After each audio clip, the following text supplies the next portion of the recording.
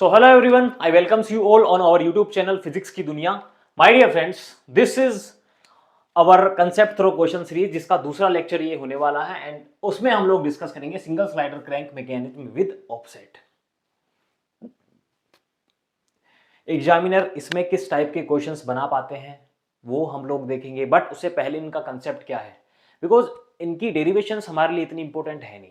सीधा रिजल्ट पे formula based questions आते हैं, उन्हीं में एक आध चीजें वो इधर उधर करके पूछ सकते हैं.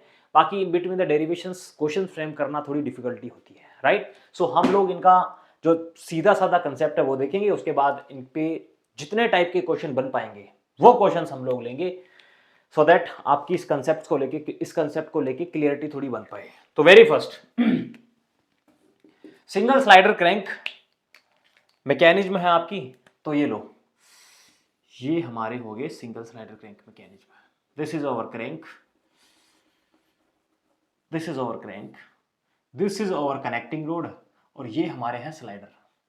माय डियर, ऑफसेट का मतलब क्या होता है नाउ, बिकॉज यहां पे एक टर्म यूज की गई है ऑफसेट. ऑफसेट का मतलब क्या होता है, जहां जो क्रैंक कनेक्टेड है, देखो जहां जो क्रैंक फिक्स है उनका जो लाइन ऑफ एक्शन है, उनकी जो लाइन ऑफ एक्शन है, देखो ये, और जो स्लाइडर की लाइन ऑफ एक्शन है उनके बीच में कुछ डिस्टेंस रहे, उनके बीच में कुछ मिनिमम डिस्टेंस रहे, कुछ ऑफसेट रहे. ऑफसेट इसी का मतलब होता है ऑफसेट. इसी को हम लोग बोलते हैं ऑफसेट. इसको मैं डिनोट कर रहा हूं ई से, राइट. अब नाउ दो कंडीशंस यहां पे बन सकती है. देखो, या तो ये यहां पे ऊपर की साइड हो या फिर ये नीचे की साइड हो. दो ही कंडीशंस तो बन पाएंगी हमारे पास, या तो ये ऊपर की साइड होंगे या फिर ये इस लाइन के नीचे की साइड होंगे. दोनों कंडीशंस में फॉर्मूले में सिर्फ साइन को उसका अंतर है, बाकी कोई फर्क नहीं पड़ने वाला. बाकी तो माय डियर एक formula QRR quick return ratio आपसे पूछते हैं, उन पे क्वेश्चंस बनते हैं. उसके बाद थोड़ा वो आगे जाएं तो velocity of forward stroke, velocity of return stroke, इनके बीच में कोई रिलेशन पूछ रहे, राइट. सो सी, देखो, this is over fix link 1, this is 2, 3 and 4. इनका यहां पे इतना कोई गहरा काम में आने वाली चीजें है नहीं. Now see my dear, QRR जो होते हैं, यहां पे क्वेश्चन बनते हैं सिर्फ एक, क्विक रिटर्न रेशियो क्या होंगे इनके, क्विक रिटर्न रेशियो क्या होंगे, क्विक रिटर्न रेशियो क्या होंगे. जब आप लोगों ने वो क्या बोलते उसको, स्लोटेड लीवर मैकेनिज्म पढ़ी होगी, बीटा डिवाइड बाय अल्फा पढ़ा होगा, right.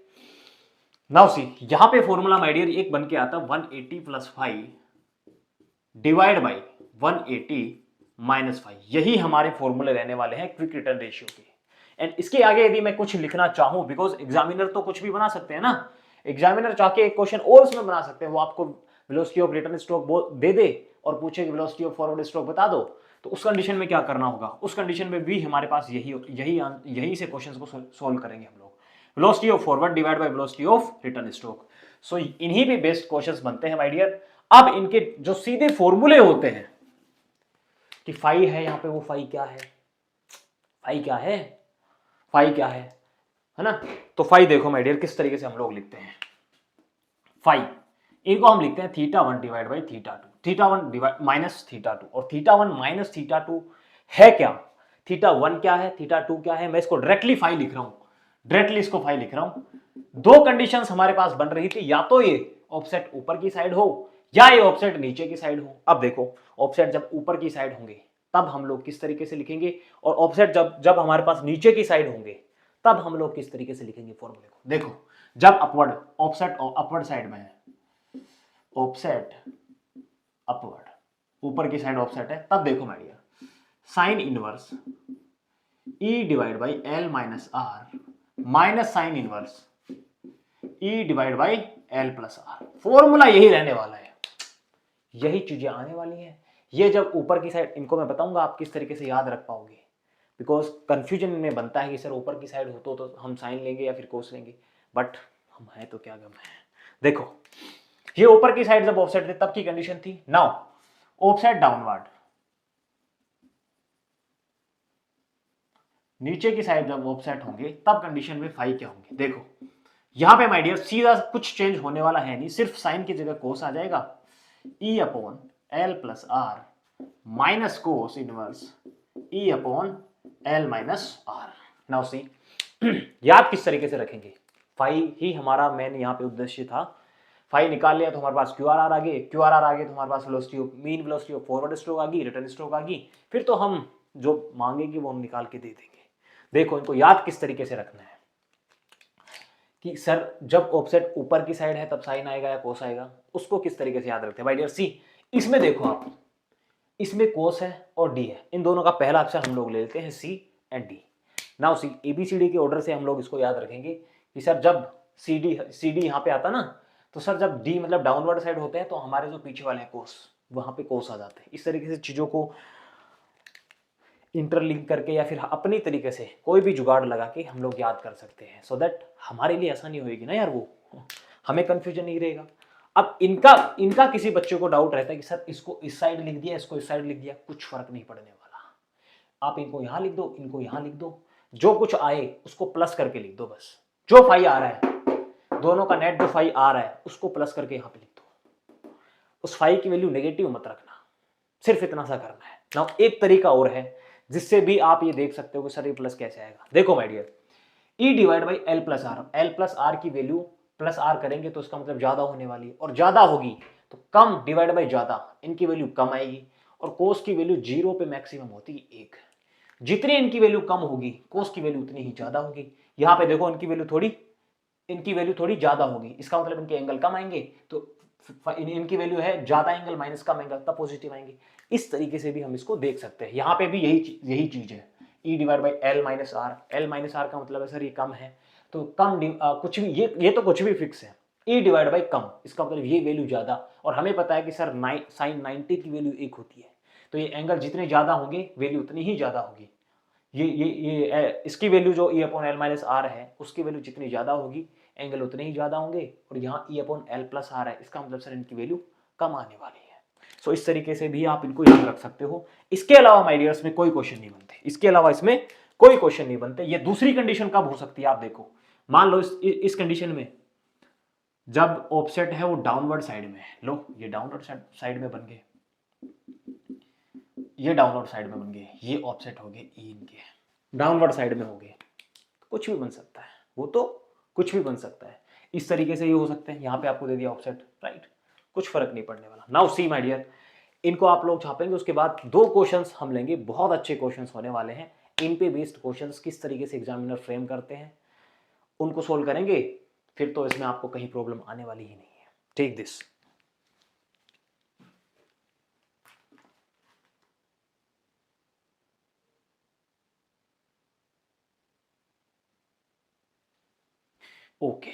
Okay my dear, now we are taking some questions, some examples, so that आपकी थोड़ी उस पर क्लियरिटी बन पाए।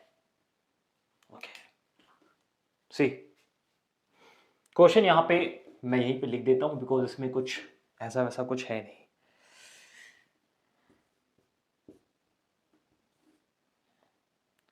Fifty mm,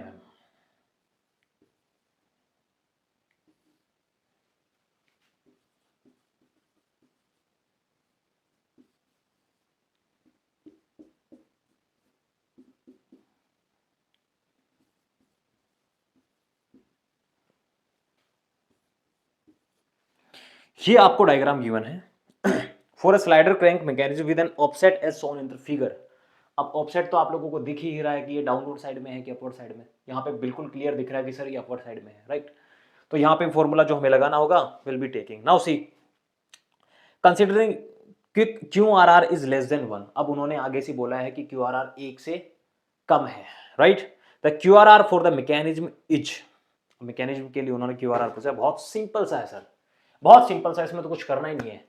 offset upward direction में है, अपवर्ड डायरेक्शन में जब हम होते हैं यहाँ पे साइन लेते हैं, तो देखो फाई की वैल्यू क्या आएगी, sine inverse E upon, E हमारे पास 20 है, E upon L minus R, इसका मतलब sir 80 minus 50 it's 30, minus sine inverse E upon L plus R, इसका मतलब ये हो रहे हैं 130। और इनकी वैल्यू कितनी आती है, कैलकुलेशंस आप लोगों का पार्ट है, मेरे पास तो ऑलरेडी कैलकुलेशंस की हुई है, क्यों ऑलरेडी इनकी वैल्यू आती है भाई लोग 32.96 डिग्री, 32.96 डिग्री। अब इन्होंने पूछा क्या है, क्यू आर आर पूछा है। क्यू आर आर बड़ा बेसिक सा होता है, क्यू आर आर इसका मतलब sir Q R R equals to 180 plus 32.96 divide by 180 minus 32.96। अब देखो आप यहां पे इन्होंने बहुत महत्वपूर्ण चीज एक बोली थी कि consider QRR is less than 1। आप लोगों ने पढ़ा होगा sir QRR equals to 1/m। जब हम लोग आप लोग प्रोडक्शन में भी ये पढ़ के आते हो और हम लोग स्लोटेड लीवर मैकेनिज्म पढ़ते तब भी हम देखते हैं जब QRR एक से, वैसे जनरली एक से बड़े होते हैं, बट एग्जामिनर आगे से कह रहे हैं कुछ, तो इसका मतलब है कि हम उसको 1 डिवाइड बाई QRR लिख के आंसर देंगे, वो एक से छोटे आने चाहिए।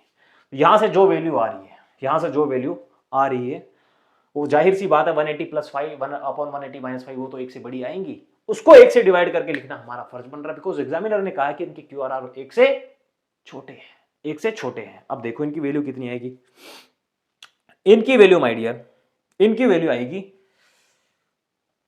1 डिवाइड बाई 0.6, सॉरी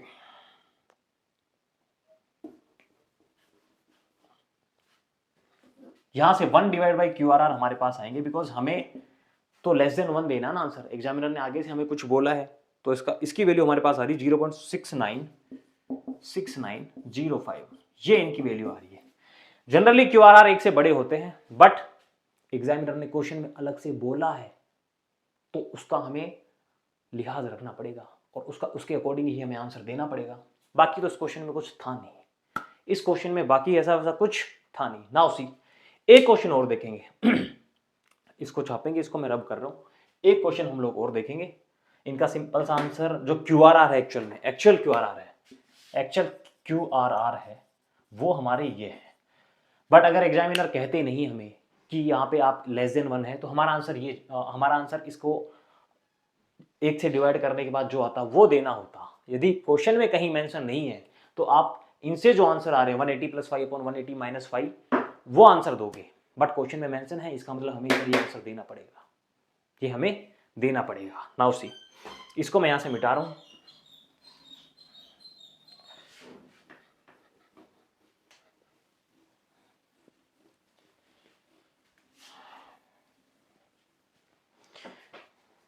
अब हम लोग एक क्वेश्चन और लेने वाले हैं। इस क्वेश्चन में क्या गिवन है देखो, the offset crank and slider mechanism shown into the figure has mean forward velocity of forward, mean velocity जो गिवन है वो गिवन है आपको 5 सेंटीमीटर पर second, right. The mean velocity of return stroke, mean velocity of return stroke उन्होंने पूछा है, तो जो मैंने फॉर्मूला पहले लिखाया था आपको, Vf divide by VR equals to QRR equals to 180 plus 5 upon 180 minus 5, वहीं से इस क्वेश्चन को सोल्व करेंगे। देखो क्वेश्चन में आपको डायग्राम क्या गिवन है, ये आपके यहां पे स्लाइडर है, यहां पे स्लाइडर, इनकी यहां पे ओमेगा कुछ गिवन है, ये 10 सेंटीमीटर है, ये 25 सेंटीमीटर है, और इनका जो ई गिवन है, इनका जो ई गिवन है वो है my dear 5 centimetre, E is over 5 centimetre, E is over 5 centimetre, और कोई डेटा इन्होंने यहां पे हमें दिया नहीं है। सो देखो sir velocity of return, main velocity of return हमें निकालनी है, तो हमारे पास तो पहली चीज इस डायग्राम को देखते ही हमें ये प्रतीत हो रहा है कि सर जो ऑफसेट है वो डाउनवर्ड डायरेक्शन में है, और डाउनवर्ड में जब ये होते हैं तो देखो फाई की वैल्यू हमारे पास कितनी हो जाएगी, कोस इनवर्स ABCD के तरीके से हम लोग याद करेंगे ना इसको, कि सर डाउनवर्ड जब होते हैं ABCD, CD का जो ऑर्डर होता है CD, इसका मतलब डाउनवर्ड है तो सर कोस आएगा, और बाकी जो दूसरी कंडीशन रहेगी उसमें तो साइन आने ही आने। इस तरीके से आप इसको याद रख सकते हो। ई की वैल्यू हमारे पास थी 5 डिवाइड बाई, अब छोटे बड़े का भी मैंने आप लोगों को बता दिया, बाई एनी चांस आप इसको इधर लिख देते हो, इसको इधर लिख देते हो, तो भी कुछ गड़बड़ होने वाली नहीं है, बिकॉज वो 5 की वैल्यू फिर माइनस में आप लोगों के पास आएगी, आप उसको प्लस करके रख दो, क्योंकि QRR हमेशा एक से बड़े होते हैं अनटिल एंड अनलेस उन्होंने कुछ मेंशन नहीं किया। 5 divide by L plus R, L की वैल्यू हमारे पास 25 और R की वैल्यू 10, तो it's 35 minus cos inverse E upon L minus R, ये हमारे पास बचेंगे 15। इनकी वैल्यू माय डियर हमारे पास कैलकुलेशन आप लोगों का मुद्दा है, इनकी वैल्यू कितनी आ रही है, इनकी वैल्यू कितनी आ रही है 81.79 माइनस 70.529, इनकी वैल्यू आ रही 81.79 माइनस 70.529 डिग्री, राइट। यहां से Q R R equals to velocity of forward, mean velocity of forward stroke divide by mean velocity of return stroke equals to 180 plus 5 180 plus 5 upon 180 minus 5। My dear calculations आप लोग अपने आप से करोगे, because इसके बाद यहाँ पे कैलकुलेटर मेरे पास है नहीं, ऑलरेडी मेरी कैलकुलेशंस करी हुई है, वो मैं डायरेक्टली लिख रहा हूँ, राइट। इनकी वैल्यू हमारे पास निकल के आएगी भाई लोग 1.1335। अब आप खुद देखो, यहाँ पे इस क्वेश्चन में कुछ भी मेंशन नहीं था, इसका मतलब सर इनकी देखो यार क्यू आर आर एक से ज्यादा आए हैं, क्यू आर आर इनके एक से ज्यादा आए हैं। जब कुछ मेंशन ना हो तो जाहिर सी बात है 180 प्लस 5 करेंगे, इसका मतलब डिवाइड बाय 180 माइनस 5 करेंगे, तो सर वैल्यू एक से बड़ी तो आनी ही आनी है। अब देखो वेलोसिटी ऑफ फॉरवर्ड हमें गिवन है 5 divide by velocity of return, और velocity of return my dear कितनी हो जाएगी 5 डिवाइड बाई 1.135 इक्वल्स टू, और इनकी वैल्यू हमारे पास आ रही है 4.41 सेंटीमीटर पर सेकेंड। सो इस तरीके से एग्जामिनर क्वेश्चंस बनाते हैं। इस पे पहले भी 2-3 बार क्वेश्चंस गेट के पीवाईक्यूज में भी पूछे जा चुके हैं। तो ये इनका कंसेप्ट होता है, और इनकी जो कैलकुलेशन डेरिवेशंस जो होती है, हम लोग डेरिवेशन कर रहे होते हैं 180 प्लस 5 वाला, और वो जो जब हम लोग बीटा डिवाइड बाई अल्फा के फॉर्म से इसको निकाल रहे होते हैं, उसकी कैलकुलेशंस के इन बिटवीन हम क्वेश्चंस फ्रेम नहीं कर पाते, दैट्स वाई हमने इनको डायरेक्टली लिखा है। सो आई होप आपको ये समझ आया होगा। अगला जो लेक्चर होगा CTQ का, वो भी थ्योरी ऑफ मशीन का ही होगा, and will be taking accordingly, right.